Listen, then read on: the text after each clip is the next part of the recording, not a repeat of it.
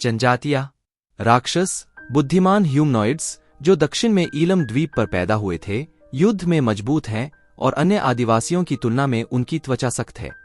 इनकी औसत ऊंचाई 6 फीट से ऊपर हो जाती है। उनके यहाँ पितृसत्तात्मक व्यवस्था है और उनकी संस्कृति उनके उग्र होने के बावजूद काफी पिछड़ी हुई है। उनमें से अधिकांश भगवान शिव की पूजा करते हैं, लेकिन अक्सर उन्हें अन्य लोग नास्तिक मानते हैं। उनकी त्वचा काली और तेल लगे बाल हैं। नागास, नागपुरी शहर में रहने वाले शाही और कुलीन लोग जो एक झील पर तैरते हैं। नागा लोग शीश और भगवान विष्णु की पूजा करते हैं। नागा योद्धा से ज्यादा कूटनीतिज्ञ हैं, लेकिन समय के साथ उन्होंने अपनी सैन्य प्रणाली विकसित की है। उनकी संस्कृति में महिलाओं को सम्मान दिया जाता है। उनके बारे में कहा जाता है कि उनकी नीली आंखें और गोरी त्वचा है। यक्ष कद में छोटा और शरारती। इन्हें सबसे कम खतरनाक माना जाता है, लेकिन ये वित्त के मामले में बहुत अच्छे होते हैं।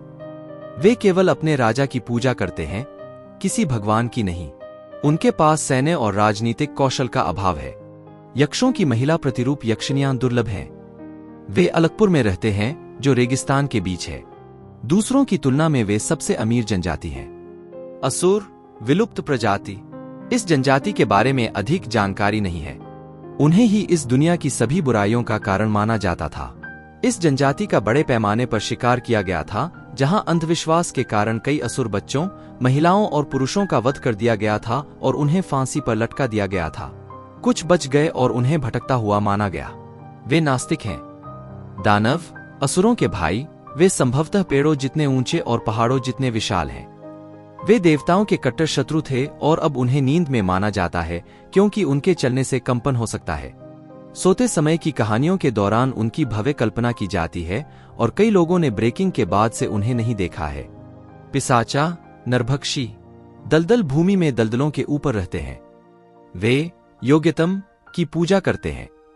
वे कर्म में विश्वास करते हैं और अपने द्वारा किए गए प्रत्येक अपराध का दाग अपने शरीर पर लगाते हैं।